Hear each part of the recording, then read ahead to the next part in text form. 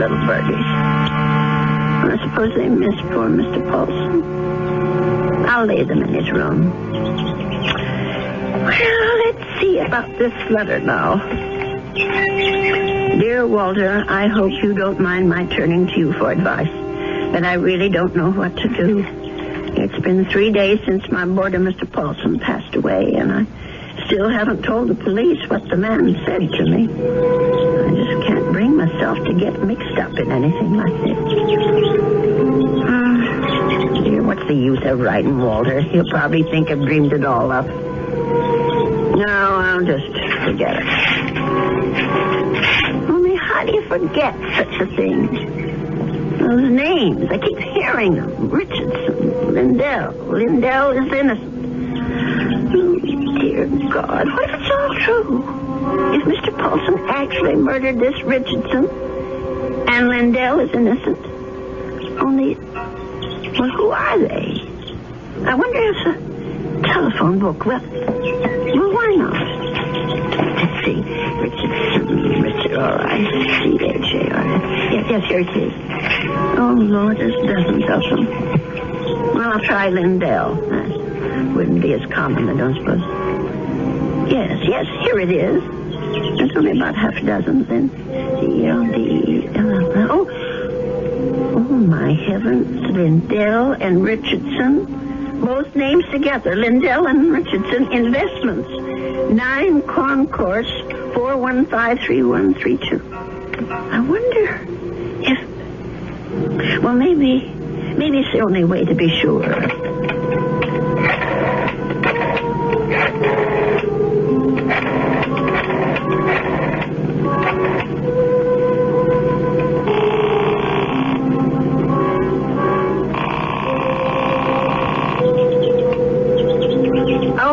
Hello? May I speak to Mr. Lindell? He isn't? Well, then what about Mr. Richardson? Oh, I see. Well, is there someone there I can speak to? Yes, please. Thank you. Hello. This is Mr. Chelton. May I be of service? Well, maybe you can. I want to know about your Mr. Richardson, about when he died. I think I did business with him once, a long time ago. Well, it's 10 years, madam, just about. But if you're interested in investment advice... Well, I'll think about it. Thank you very much. 10 years. Well, it could be a coincidence. I guess it all depends on how he died.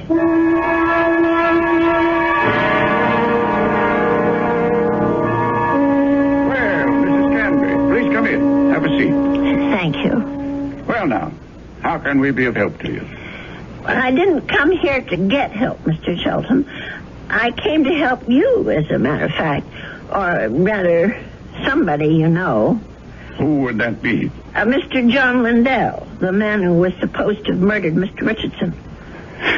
I'm afraid I'm not following you. Well, it took me all week to find out what happened to those two men, and finally I found the story in the old newspaper room down at the library about Mr. Lindell being indicted for killing his partner. But I'm sure you know the whole story a lot better than I do. Well, of course I know the story, but that was quite a long time ago, Mrs. Canby. 10 years doesn't seem so long when you're my age. Anyway, the point is that I can help your Mr. Lindell, only I can't do it alone. Did you know John Lindell? No, I didn't. Nor Mr. Richardson, for that matter. The man I knew was named Paulson. Who? I rented a room to Mr. Paulson, and he died about 8 days ago of pneumonia. I was there when it happened. Well, that's unfortunate, but... Before he died, Mr. Paulson told me something about Mr. Richardson's murder. He said Mr. Lindell hadn't been responsible, that he, Mr. Paulson, had committed it. For money. Oh, Mrs. Canby, listen to me. It was this man Lindell that bothered him. The fact that he was in prison for something he didn't do. I thought I should tell you this, Mr. Shelton, because you knew both of these gentlemen. It said so in the newspaper. Mrs. Canby, my dear woman. What? I don't know what silly story you heard, but it's completely wrong. There wasn't any question about what happened. This boarder of yours, whatever his name is, merely had an obsession. Well, just the same, I thought you could follow through on this business. Yeah. Tell the police. Because if it is true, Mr. Lindell should be freed. On evidence like that? Well, I don't know anything about evidence. I'm just telling you what I heard. Well, never mind. I suppose I should have told the police myself. Oh, wait, Mrs. Canby.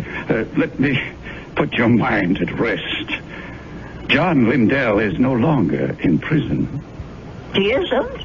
He's dead, Mrs. Canby. He's been dead for the last 3 years. Oh. He wasn't a young man when all this happened, when he accused his partner, Fred Richardson, of defrauding him and shot him dead. He died? In prison? Even if all you say is true, that this man was Richardson's murderer, you can't help John Lindell any longer. He's beyond that. But his name, don't you want to clear his name? Have you any proof? Any living witness? Just myself. Forget it, Mrs. Canby. That's my advice to you. The old wound is healed. Don't reopen it. Oh, well, it troubles me so. I haven't thought of anything else since it happened. Perhaps if I saw a minister, if I had some advice from a man of God. Mrs. Canby, now you said something. Now you've shown me the way. That's where our answer lies, dear woman, in prayer. Mm-hmm. In the forgiveness of our dear Lord. Will you pray with me, Mrs. Canby? Pray? Here? Why not? God is everywhere. Please, join me. Dear Lord, tell us what to do. Give us your divine guidance.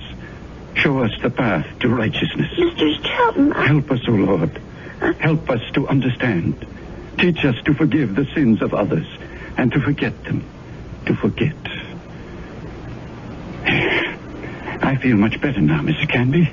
Do you? I'm not sure. Let us turn this matter over to God, Mrs. Canby. Not to the police, but to the Lord. It's in his hands now. Don't you agree? Well, in a way, that's true. Since they're dead now. All of them.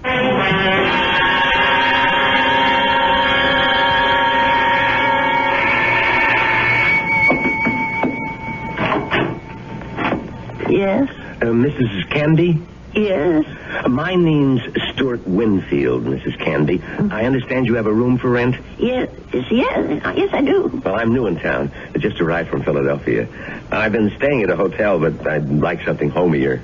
Well, the room I have is $35 a week. I can't offer you any meals, but you can use the kitchen all you want. Well, that sounds good to me. Would you like to see the room? Yes, ma'am, I sure would. Well, come on in then. Thank you. By the way, how did you know I had a room for rent? I was going to place an ad this weekend. Oh, I guess someone at the hotel mentioned it. I forget just who. Say, this is a real fine old house, Mrs. Canby. Mm-hmm. I can see that I'm going to like this place. Just fine.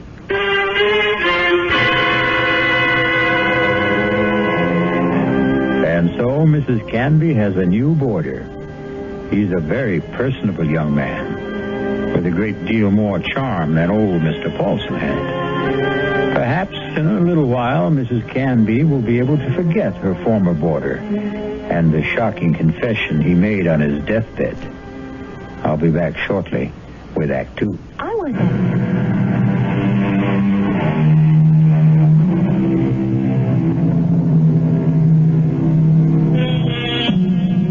Stu Winfield took no time at all to make himself at home in Ada Canby's big old house. He loved everything about his room. The fine old four-poster bed, the crazy quilt that Ada herself had sewn up 40 years ago, the lace curtains on the window. He even loved Mr. Paulson's blue parakeets. But what he really seemed to like best was Mrs. Canby herself.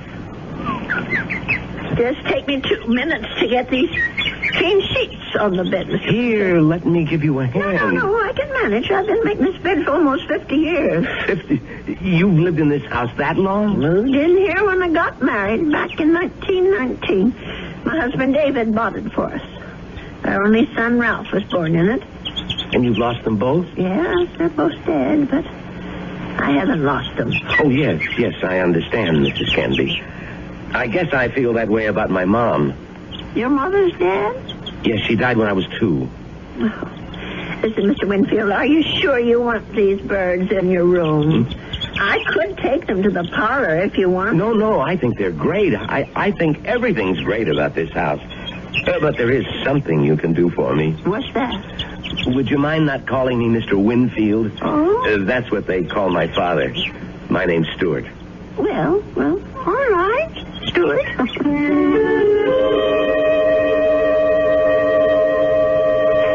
Dear Walter, I think it's about time I told you that I have a boarder in my house. Mr. Winfield is the nicest young man you could want to meet. He's a great deal friendlier than my first gentleman, Mr. Paulson, and he seems to like nothing better than to sit around evenings and talk. We talk about his home and his parents and his plans for the future.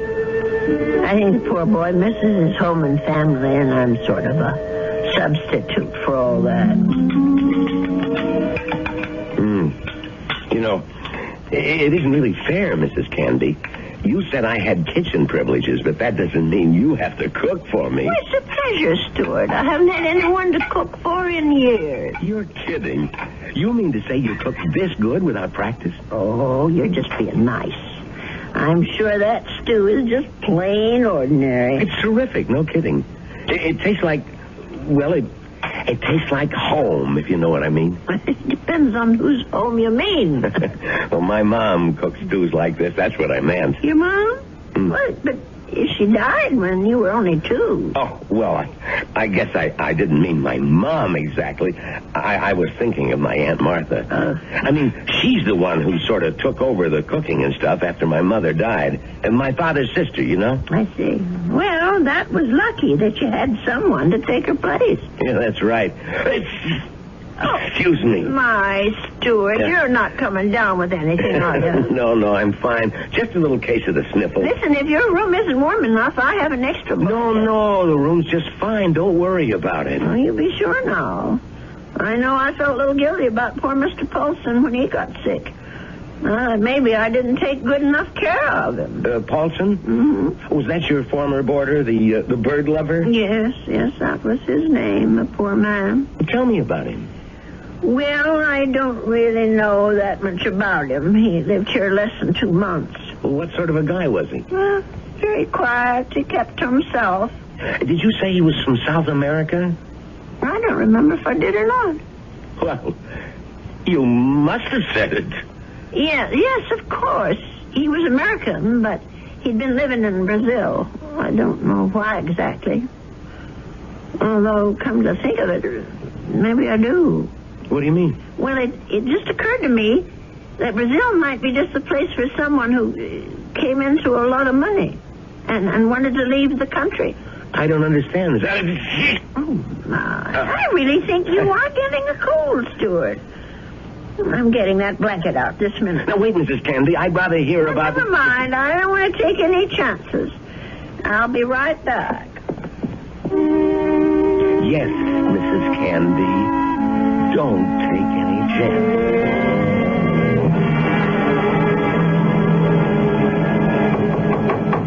Stuart? Yes? Come in. I brought you a tray, Stuart. Oh. No, you shouldn't have gone to all that trouble, Mrs. Canby. Wasn't the least bit of trouble. Besides, you've got to have some supper. Feed a cold and starve a fever. That's what I mean, I was going to come out to the kitchen and get myself a sandwich or something. You didn't have to bring it to me. Oh, look at that. Is that roast chicken? Well, that's what it's supposed to be. I hope it tastes all right. Noodle soup with dumplings. Mrs. Canby, you're spoiling me rotten. Do you know that? Yeah, I just thought it'd be a good idea if you stayed in bed and took it easy. You weren't planning to go out tonight, were you? No, I was just going to stay in and read for a while. Maybe watch television. Oh, that's good. Here, I'll just set this tray down. Oh, the service here is just too good. Oh, we never finished our talk the other day about that boarder of yours, Mr. Paulson. Well, there's not much to say about him, really. Well, you said something about his living in South America. You said you thought you understood why he was living there. Sounded real interesting. Well, the truth is, Stuart, there is something to tell about Mr. Paulson. Maybe you can help me feel better about it all. About what? I'm not going to tell you if you don't eat. All right, Mrs. Canby, I'll eat. Well, it happened just about 3 weeks ago.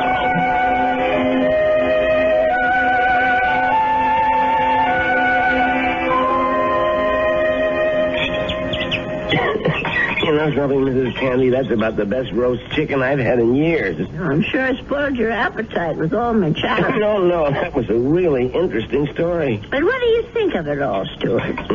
No, the killer is the man who hired Mr. Paulson. Don't you see? Is it right that he should get away with it? No, wait a minute. You're jumping to conclusions. No, I'm not. Mr. Paulson told me that he was hired to do this thing. Well, maybe he was hired by Lindell. Maybe Lindell hired him, and then Paulson got cold feet, and Lindell did the shooting himself. No, I'm sure that isn't true. You see, I read the newspaper article all about it. Well, you really were thorough about this, weren't you, Mrs. Candy? You poor man. That cold's gone to your chest now, hasn't it? No, I'm all right. Stop worrying about me. Let's talk about this other problem of yours. Well, maybe I'm making it more of a problem than it should be. Maybe if I just told the police everything, I could forget it once and for all. No, I really couldn't advise that, Mrs. Candy. Well, it said in the newspaper story that the two men were partners in that investment firm. Mr. Lindell thought that his partner Richardson was cheating, taking money out of the firm, and that's why he's supposed to have shot him.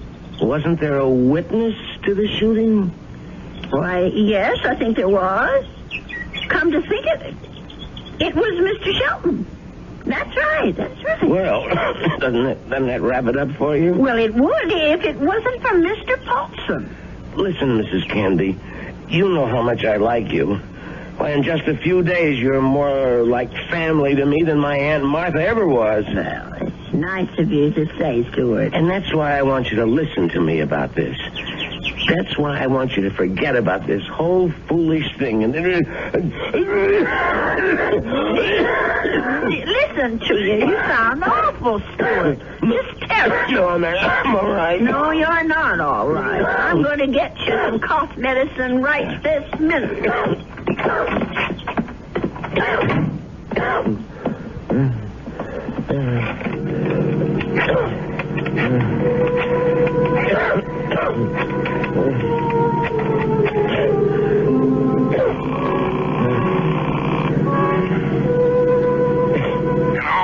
Mr. Shelton, it's me, Winfield. Well, what's happening? I think I better stick around for a few more days, Mr. Shelton. The old lady's beginning to get fidgety, if you know what I mean.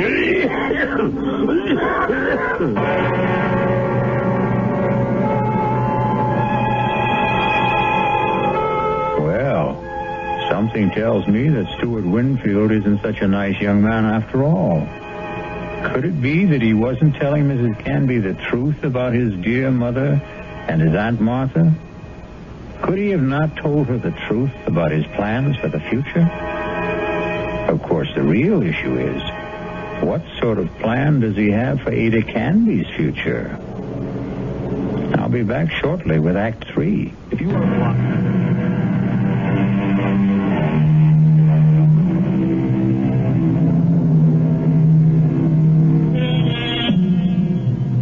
Mrs. Canby.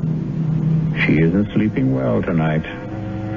But of course, Mrs. Canby has good reasons for insomnia. Her thoughts are whirling. Her boarder Stuart was right. She doesn't want the bother of going to the police. And she firmly believes in the old adage, if you don't trouble trouble, trouble won't trouble you. But still... Oh, my. I'm just never going to get to sleep tonight. Poor Stuart. He's still coughing. I'm sure that room is just too drafty. I never should have let any boarders in until I got the windows fixed. Oh, dear. That poor boy. I'll never forget the terrible night Mr. Paulson was coughing so badly. Huh? And the way he looked, all gray and shrunken. If only I knew he was so sick. No, if only he'd never even come to this house. Mrs. Canby, I killed Richardson. I did it. Do I ever forget the sound of that man's voice? Lindell is innocent. Lindell is innocent. That poor man. All the years he spent in jail for something he didn't do. Let sleeping dogs lie, Mrs. Canby. My Aunt Martha always said, let sleeping dogs lie. Oh, if only I could get some sleep. Let us turn this matter over to God, Mrs. Canby. Not to the police. Not to the police. Not to the police. What a strange man he is, Mr. Shelton. The way he talked about God, praying at his desk. Of course, God is everywhere, but his desk. I killed Richardson. I murdered him for money. I was paid. Paid? Someone had to pay him. Mr. Paulson wasn't the only guilty one. Someone else was, too. Forget. Oh, dear Lord. Mr. Shelton. What did that newspaper article say? The chief witness against Mr. Lindell was Arnold Shelton. But how could he be a witness to something that never happened? How could he be? I'll have to tell someone. I'll have to talk to someone. Yes, I'll tell Stuart about it. In the morning.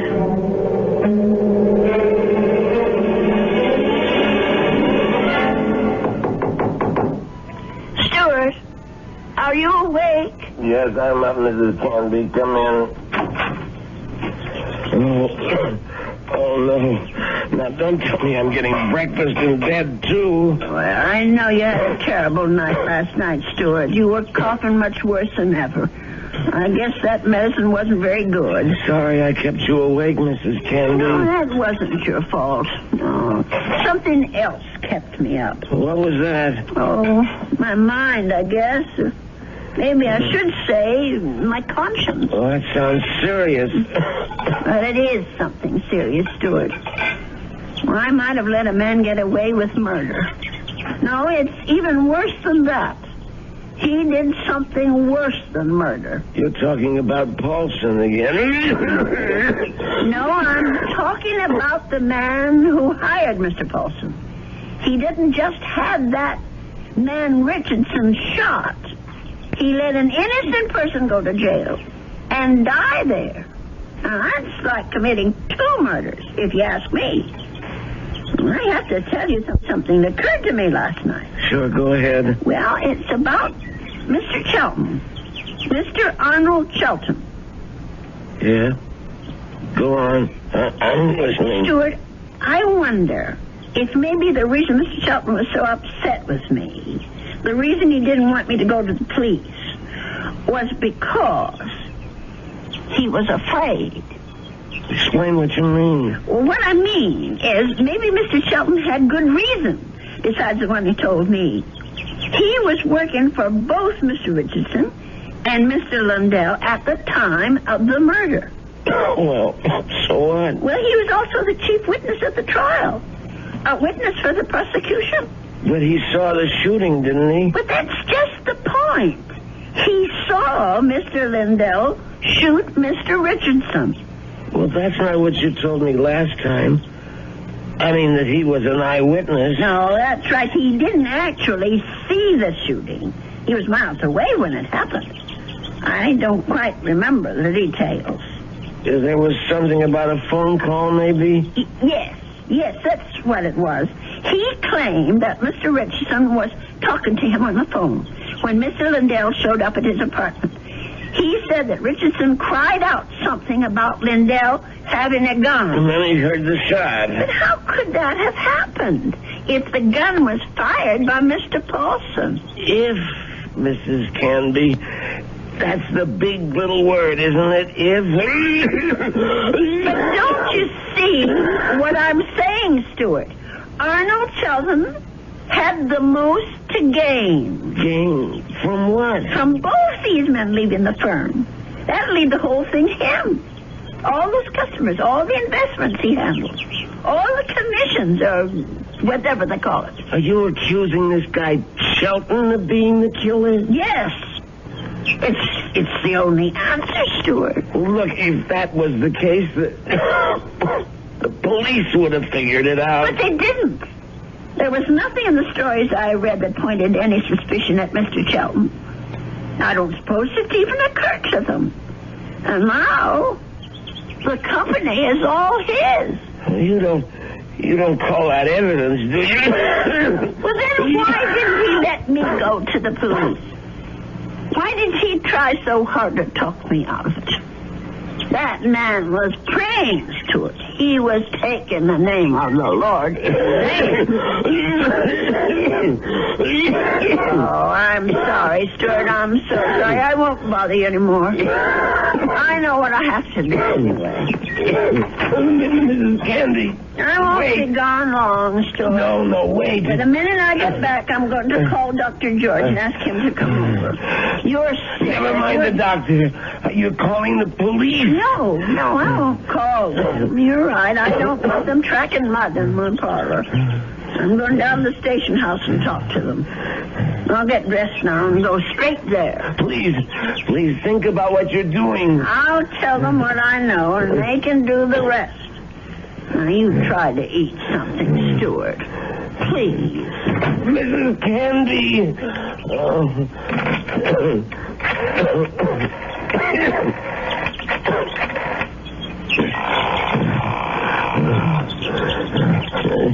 Sheldon? What is this, Winfield? I told you not to call me at the office. It's an emergency. You sound terrible. What's the matter with you? I'm sick.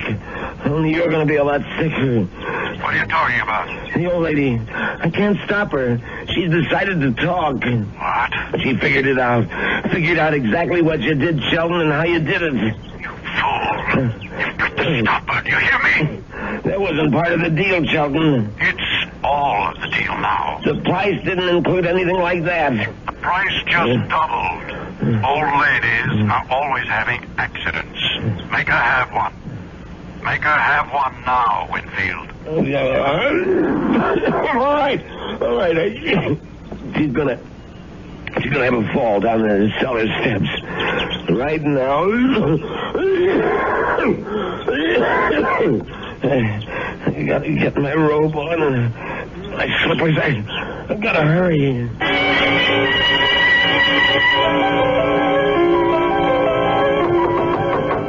Stuart? Is that you? Open up, Mrs. Canby. Heaven's sake. Stuart Winfield, what are you doing out of bed? Now, you go right back there this second. I gotta talk to you, Mrs. Canby, before you go to the police. Just listen to you. You're all winded. You can hardly talk, Stuart. Now, go back to bed before you catch pneumonia, too. Now, don't go, Mrs. Canby.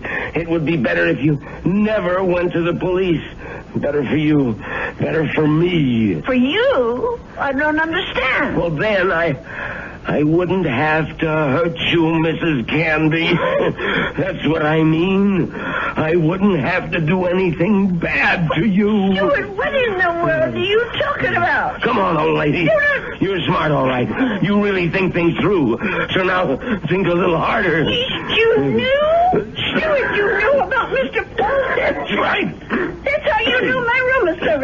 Mr. Shelton told you. Now you're getting there, Mrs. Canby. That's why you rented it. That's why you were sent here. Just to watch you, Mrs. Canby.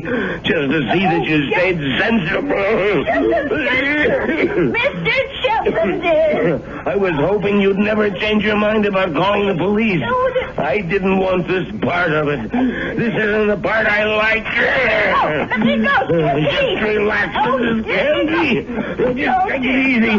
Please, Why, you're as light as a feather, Mrs. Canby. Just like my Aunt Martha would have been if I had an Aunt Martha. Please, let me down. Please. We've got a date now, Mrs. Canby. Let me go. Let me go. Don't put up such a fight, Mrs. Canby. I'm sick, remember? Just shut your eyes. Please, shut your eyes and don't look down. Oh, God. Those stairs. Just shut your eyes. They'll all be over.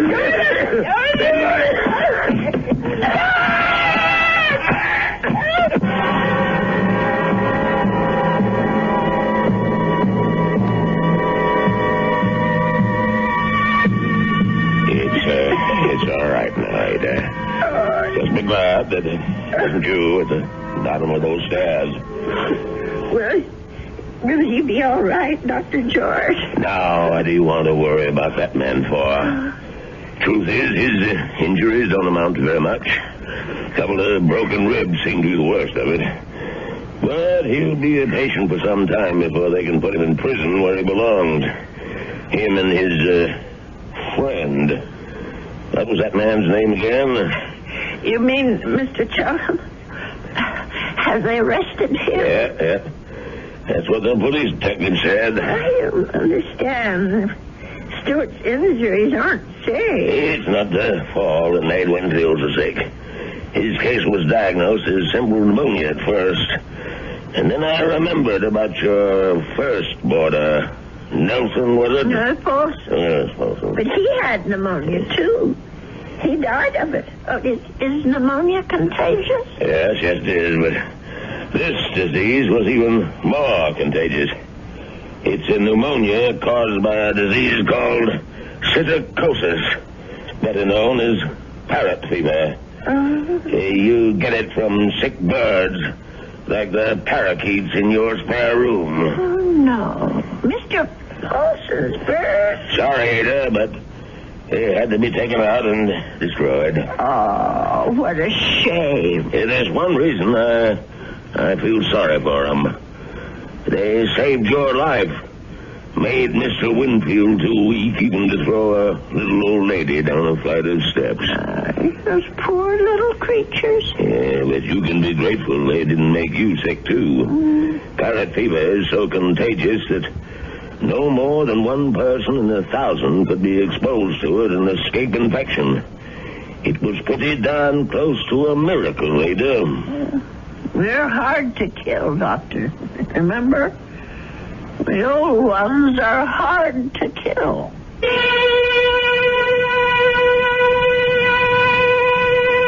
They say that people are living longer than ever before. And when we look at Ada Canby, we can understand why. She's a tough old lady. So tough she could withstand the threats of man, beasts, and birds. So let that be a warning to all those who think that our senior citizens are easy prey for crime. Watch out. They may turn the tables on you. Or the stairs. I'll be back shortly.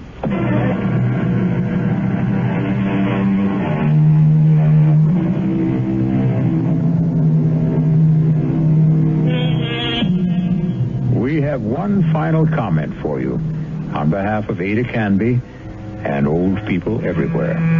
There's a saying, there's no fool like an old fool. But it's also true that there's no wisdom and strength like old wisdom and strength. There. Does that make you feel better about your next birthday? Our cast included Agnes Moorehead, Leon Janney, and Roger DeKoven. The entire production was under the direction of Himan Brown. This is E.G. Marshall inviting you to return to our Mystery Theater for another adventure in the macabre. Until next time, pleasant dreams.